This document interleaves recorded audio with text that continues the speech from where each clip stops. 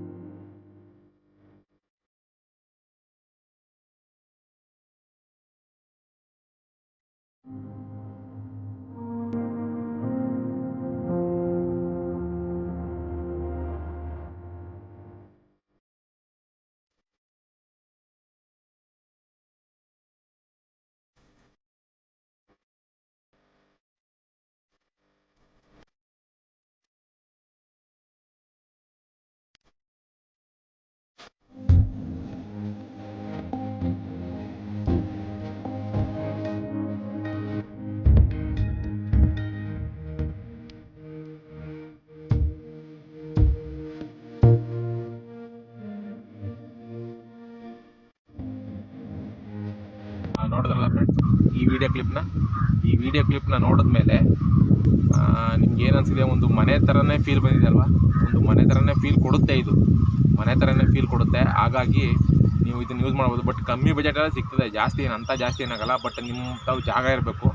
ಅಂದರೆ ಒಂದು ಮನೆ ಕಟ್ಟೋಕ್ಕೆ ನಿಮ್ಮದು ಏನು ಸೈಟು ಅಂತ ಹೇಳ್ತೀರಾ, ಆ ಸೈಟ್ ಜಾಗ ಇತ್ತು ಅಂತಂದರೆ ನೀವು ಆ ಜಾಗದಲ್ಲಿ ನೀವು ಮಾಮೂಲಿ ಬೇಸ್ ಮಟ್ಟ ಮತ್ತು ವಾಟರ್ಗೆ ಯಾವ ಥರ ನೀವು ಸಂಪ್ ಮಾಡ್ಕೊತೀರಾ, ಆ ಸಂಪ್ ಮಾಡಿ ಬೇಸ್ ಮಟ್ಟ ಮಾಡಿ ಇವ್ರು ಕೊಟ್ಟರೆ, ಯಾವುದೇ ಪಿಲ್ಲರ್ ಏನು ಬೇಡ, ಬೇಸ್ ಮಟ್ಟ ಮಾಡಿಕೊಟ್ರೆ ಇವರು ನಟ್ಟು ಬೋಲ್ಟು ಸಿಸ್ಟಮ್ ಮಾಡಿ ಕೆಳಗಡೆ ಅದನ್ನು ಪಿಲ್ಲರ್ಗೆ ಬೇಸ್ ಮಟ್ಟದ ಮೇಲೆ ಕೂರಿಸಿ ನಟ್ಟು ಬೋಲ್ಟ್ನ ಪೂರ್ತಿ ಫಿಟ್ ಮಾಡ್ತಾರೆ.